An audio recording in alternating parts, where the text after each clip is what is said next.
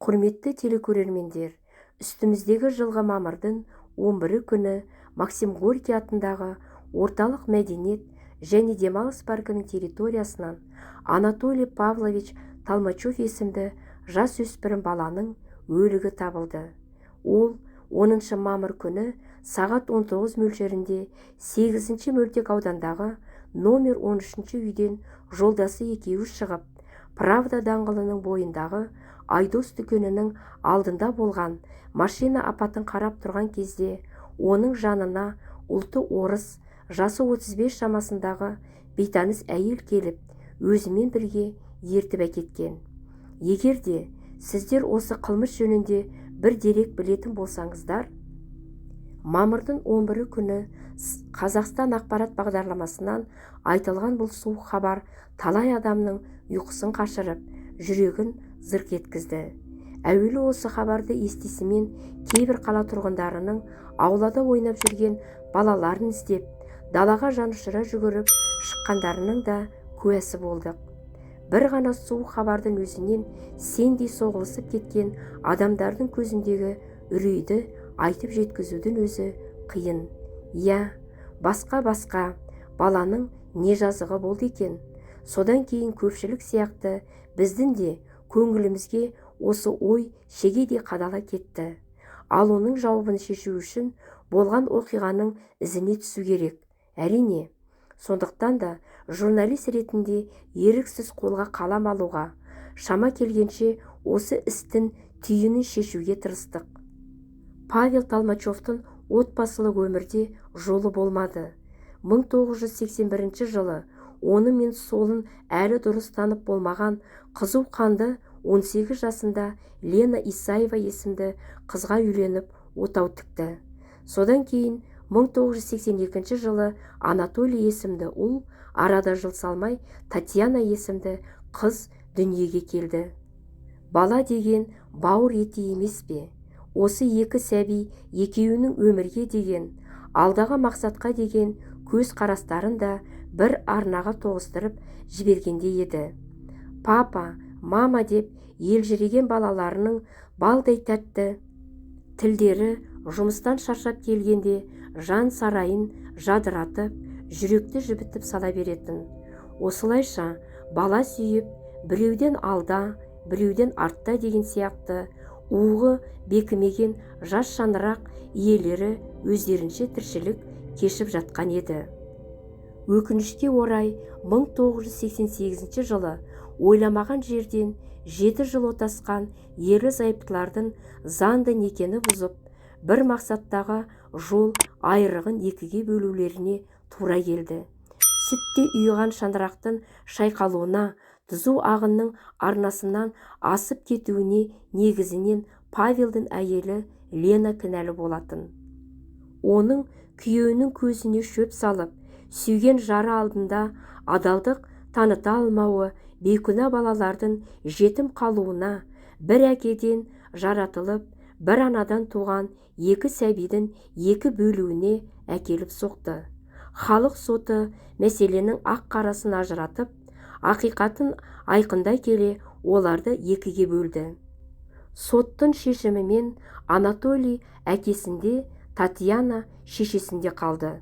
Олар екіге бөлінгеннен кейін 6 жасар Анатолий өзінің әжесі Толмачеваның тәрбиесіне ауысты.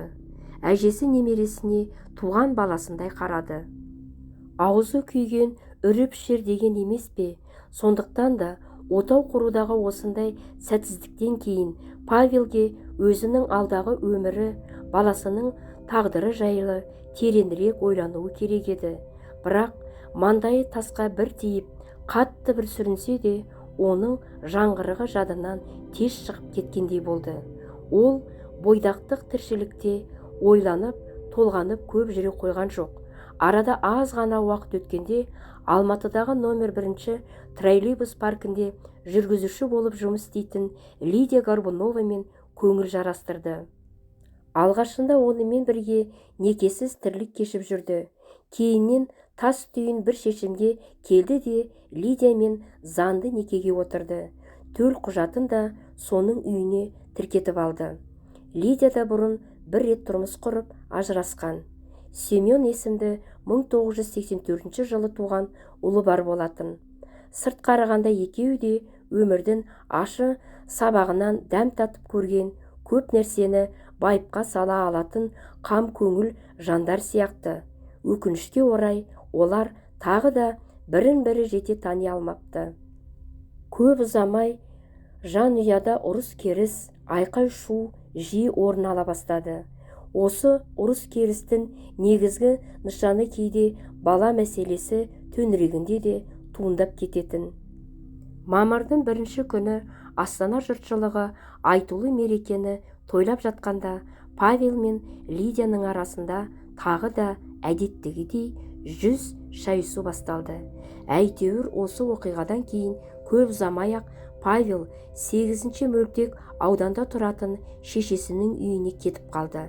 Бірақ ол осы ұрыс-керістің арты бейкүнә сәбидің, яғни өз кіндігінен дүниеге келген Анатолийның жарық дүниемен қош айтуысымен аяқталатынын білген жоқ әрине. Лидия болса жанұядағы жанға жайсыз тірлік көңілінде қатты қаяу түсіргені сонша ызадан жарыла жаздап жүрді. Әуелі Павелден қалайда бір өш алу жағы да санасында жылт ете түсті. Соның бір белгісі ретінде күйеуінің төлқұжатын өртеп жіберді. Күдіктіден жауап алу протоколынан қысқаша үзінділер. Алматы қаласы 1990 жылдың 12 мамыры, 1958 жылы туған Лидия Николаевна Горбуновадан жауап алу 20 сағат 05 минутта басталды. Сұрақ: айтыңызшы, 1990 жылдың 10 мамыры күні кешке қарай қандай жағдай болды? Жауап: мен киініп үйден шықтым да номер 229 маршрутты автобуспен Абай мен Ленин даңғылдарын қиылысына дейін келдім. Содан кейін номер 76 маршрутты автобусқа ауысып, онымен Правда мен Абай даңғылдарының қиылысқан жеріне дейін жеттім. Сол жердегі аялдамада автобус тосып тұрған кезімде күйеуімнің ұлы Анатолийді көрдім. Ол жолдың шетінде соқтығысып қалған автомашиналарға қарап тұрды. Мен Анатолийдің жанына келдім де онымен амандастым. Оның жанында өзімен қатарлас 2 бала тұрды. Сол кезде Толядан қыдырғын келе ме деп сұрадым. Ол болса қыдырғысы хайуанаттар паркіне барғысы келетінін айтты. Бұл кезде уақыт 19 сағат 40 минут мөлшері болатын. ГАЗ-24 Волга автомашинасын тоқтаттым да сонымен екеуміз Максим Горький атындағы парктің орталық қақпасының алдына дейін жеттік. Паркте сол жақ аллеяның бойымен жүрдік. Жолда алдымнан кездескен сатушы әйелден Анатолийге балмұздақ сатып алып бердім. Анатолий судың жағасындағы бақаларды қуалап ойнады. Содан кейін Толя екеуміз қайтуға жиналдық. Мен шыға беріс жердегі көк шөптің үстіне отырдым да Толяның астына өзімнің жемпірімді жайдым. Толя менің сол жағыма келіп отырды. Мен Павел екеуміздің арамыздағы қарым-қатынас, екеуміздің өміріміз жайлы ойладым да беймарал отырған Толяны тамақтан бас салып қылғындыра бастадым. Ол қолдарын сермей берді. Ал қанша уақыт қылғындырып ұстағанымды білмеймін. Содан кейін оны жерге жатқыздым. Толяның өн бойында қозғалыс байқалмады. Тіршілікті нышаны көрінген жоқ. Мен содан кейін орнымнан тұрдым да сарқырама судың жағасымен парктен шығатын орталық есікке беттедім. Сұрақ: сіздің ойыңызда Толяны өлтіру мәселесі қай уақытта туындады? Жауап: аяқ астынан. Толя екеуміз өзен жағасына келіп, сарқырама судың бойында ойнап жүргенде.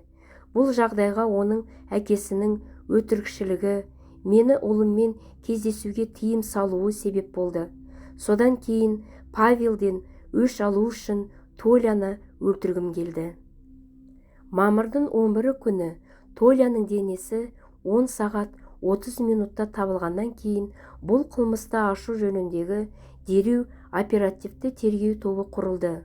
Оның құрамына қалалық ішкі істер басқармасының бастығы, милиция генерал-майоры Федоров жетекші, қылмысты іздестіру басқармасы бастығының орынбасары, милиция подполковнигі Пасеуков, республика ішкі істер министрлігі қылмысты іздестіру басқармасының екінші бөлімінің бастығы, милиция подполковнигі Голдобин, қалалық қылмысты іздестіру басқармасы екінші бөлімінің бастығы, милиция подполковнигі Неруш, оның орынбасары, милиция капитаны Ефременков, Фрунзе аудандық ішкі істер бөлімі бастығының орынбасары, милиция капитаны Базила, қылмысты іздестіру бөлімшесінің бастығы, милиция капитаны Досымов, оның орынбасары, милиция капитаны Нұрмахамедов кірді.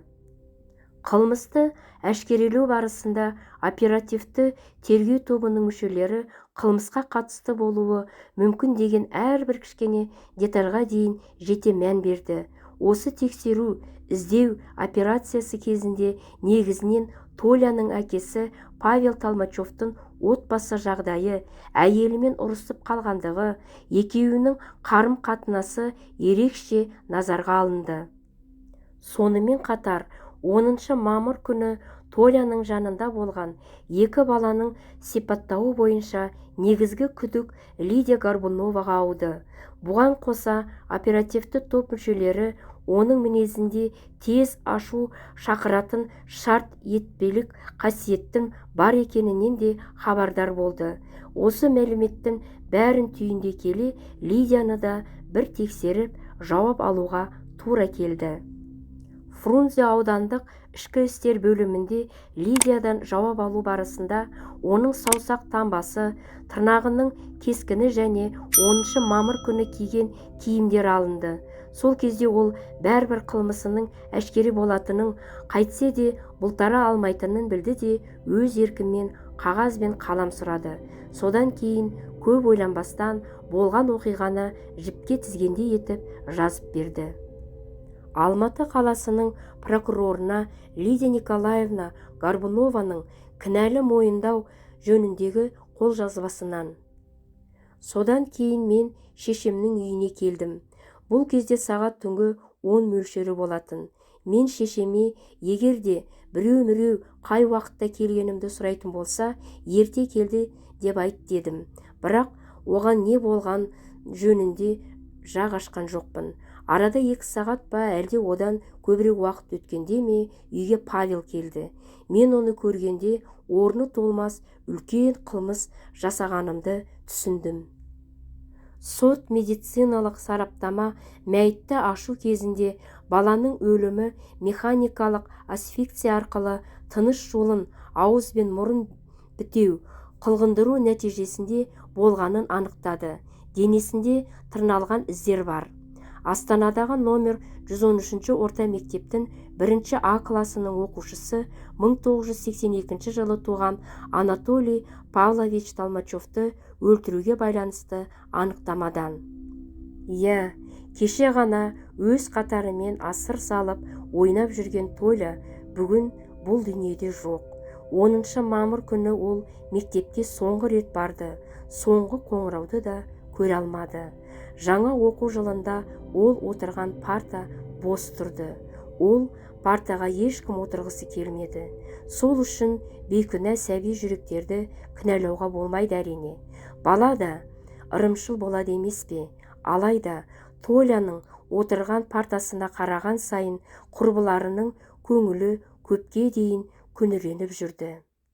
6 жасында шешесінен бөлініп, ананың аялы аяқ алақанынан ажыраудың өзі де Толяға оңай тимегені белгілі. Тағдырдың тарам-тарам жолдарының ауыр соқпағы бейкүнә Толяға бұйырыпты. 2 өгіз сүйкенсе арасында шыбын өледі деген сияқты отбасындағы орын алған нашар ахуалдың тегеуріне жас баланың жарық дүниемен қош айтысымен аяқталды. бұл жерде жанға бататын бір нәрсе бар. Ол Толя өгей шешесі Лидиямен емес, өзінің шешесіндей болған әжесімен бірге тұратын еді. Сонда оның Лидияға жасаған қандай кедергісі, қандай қастығы болды екен? Отбасындағы ұшқыннан тұтанған өрттің қызуына өш алу есебімен жас баланы жандыруға бола ма? Өзі де құрсақ көтеріп, бала сүйіп отырған ананың бұл қылмысқа қалай ғана дәті барды екен?